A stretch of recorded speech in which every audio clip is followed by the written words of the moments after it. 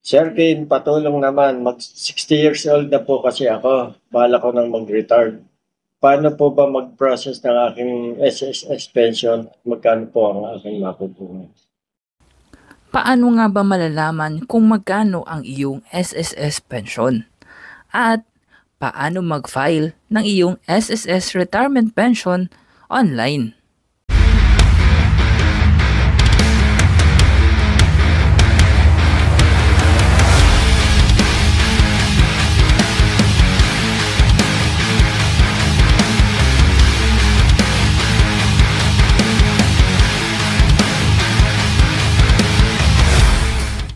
So para sa first step, pumunta lamang sa SSS website na www.sss.gov.ph.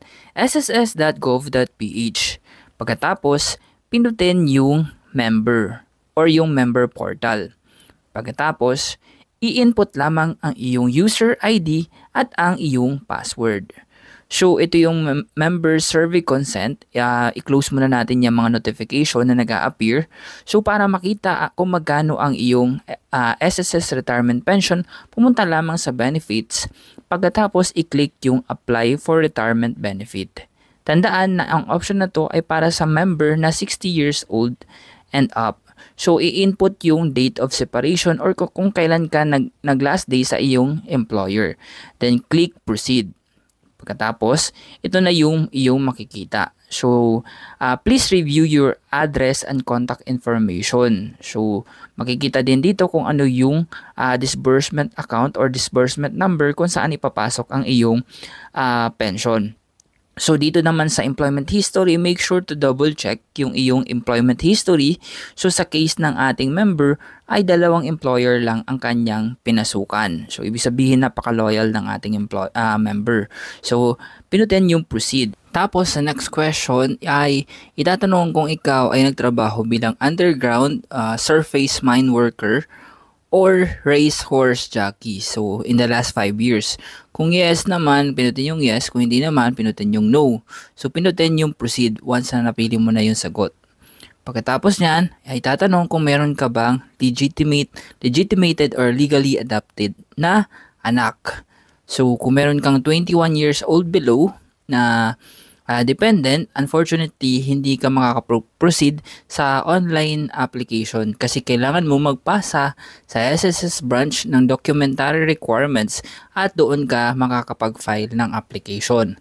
So, kung no mo naman, sample natin no para at least makapag-proceed tayo sa application para makita natin kung magkano yung makukuhang pension ng ating member.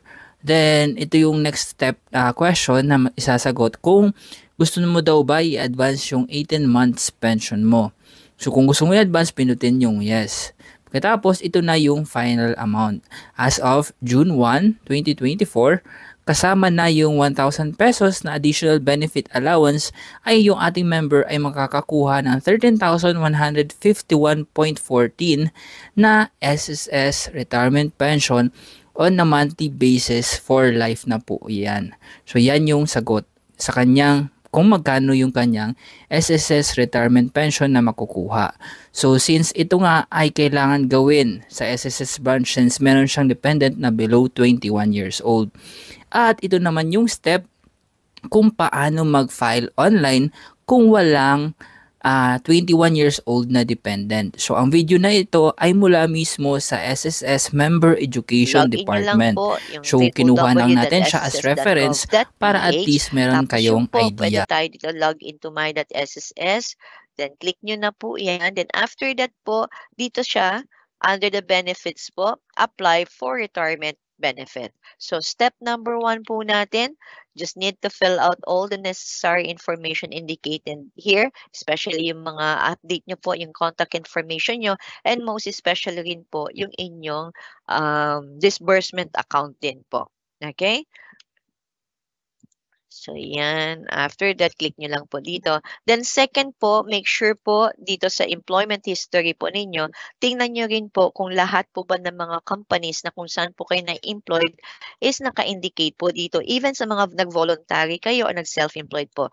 Now, if ever meron po kayong nakitang company po dito na hindi naman po kayo naging employee hindi kayo naging employee na naisama lang po dito, so may discrepancy na po yan. So if ever yan, in case of discrepancy, cancel nyo po ngayon yung transaction na yan, then make sure to fill out the form or request for the deletion of the said company po dun sa employment history nyo para pag nag-file na po kayo ng inyong online application sa retirement is smooth sailing siya. Okay? Magpo-push through po yung inyong application. So, if ever may discrepancy. Kung wala naman po siyang discrepancy, just need to click proceed po. Kung in order naman po lahat, tama naman po yung information, click nyo lang po yung proceed. Okay? Then next is, ito po, yan, i-answer nyo lang po yung mga questions. It's either yes or no. Yan. So, especially this one, did you work as an underground mine worker or as a racehorse jockey for at least 5 years, either continuous or accumulated? So, kung hindi naman po, click nyo no. Kung yes po yan, you need to cancel yung application nyo. Okay? So, click nyo lang po yung proceed after that one. Then, meron din po tayo dito, do you have dependent, legitimate, legitimated, or legally adopted, or illegitimate children, or child who is unmarried, so on and so forth. Kung wala po yan, click nyo nung no, then proceed. Pag yes po yan, cancel the transaction. Okay? Cancel nyo po yan. Kasi ito po is a grounds po yan na over-the-counter po kayo dapat mag-apply po niyan. Okay? So, proceed. Then next, ito po, please be informed that the effectivity of your retirement. So, mag-indicate po yan siya dito kung kailan po talaga yung effective date ng retirement ninyo at yung estimated na retirement pension benefit po nila. So, you will actually further be informed that all your outstanding loan balance shall be deducted. So, ito rin, sabihin natin, once na nag-file na tayo ng retirement benefit po natin at may naiiwan po tayong utang, definitely po, ililess po yan dun sa proceeds po ng ating retirement benefit po, yung utang na naiwan po natin. Okay? So, do you like to proceed with your application for retirement? So, click nyo lang po yung proceed.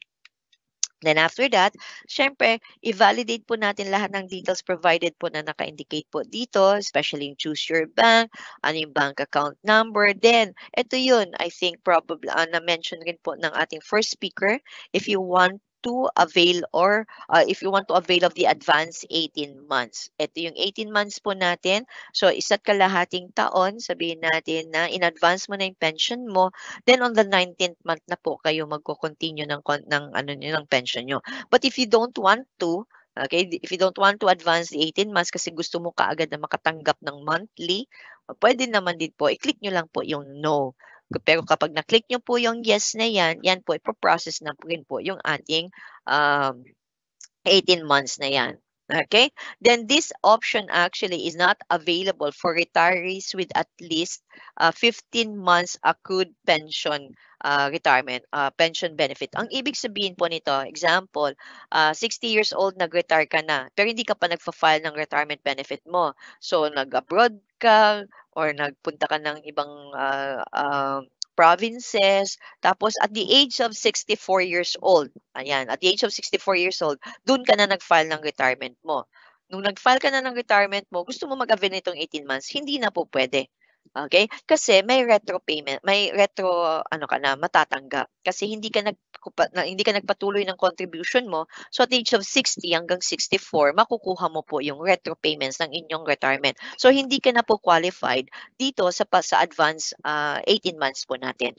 Okay? So, hindi na po qualified kayo dito kasi makukuha nyo na rin po yung retro. Pero for those, sabihin natin, basta less than 15 months, pwede po kayo mag-advance nitong 18 months. Pero if ever naka 15 months and above na po kayo na matatanggap, hindi nyo po pwedeng i-double itong sa 18 months na to. Okay? So, i-ayusin nyo lang po. Naka-indicate dito.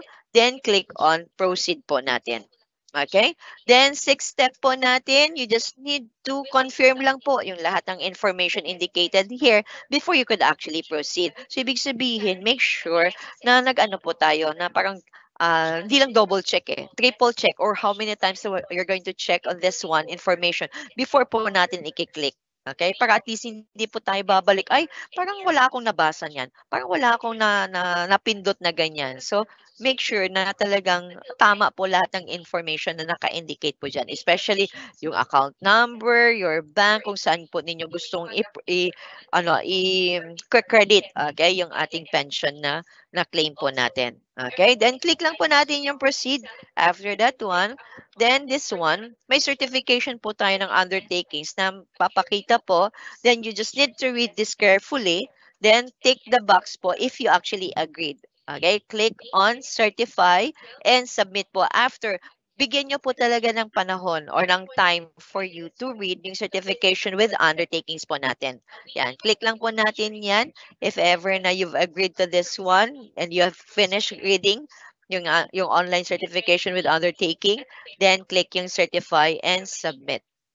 Then after that, syempre, you'll be notified actually, okay? You'll be notified that you have successfully submitted your retirement benefit application to SSS on, syempre, may date na yan. Then, nandyan na rin po yung transaction number po natin na i-issue po sa inyo. Then, you will actually verify na ng status ninyo dun sa inquiry under the benefits. So, kagaya ng sabi ko po sa inyo, after you've submitted this one, make sure that you've monitor every now and then yung application po nila, okay? Click nyo lang po yung okay.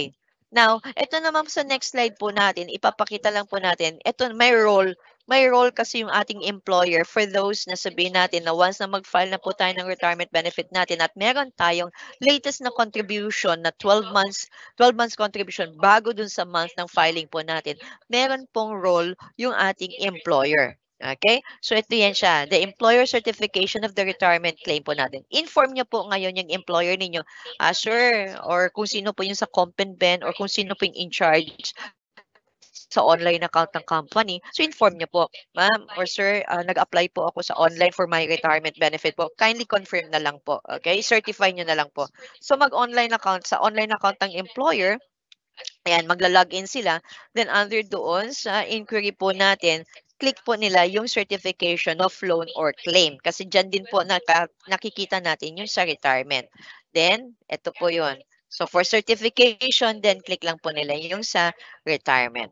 Okay? Just a reminder lang po sa ating mga nagpa-file ng retirement benefit, always check your registered email address for the retirement benefit claim application notices from SSS. Diyan kasi natin makikita yung latest status. Or you can also call our call center po, yung 81455, or if you have time to email us dun sa crms.sss.gov.ph, indicating doon na you're following, you're nagfa-follow up ka dun sa status ng application mo sa retirement benefit nyo. Huwag naman sabihin natin kakafile nyo lang po ngayon, kinabukasan mag-verify na kayo. Wag naman po. Bigyan po natin at least ang grace period, at least a week, 1 week or even 2 weeks. Yun po, pwede nyo pong i-verify what is the latest status of my application.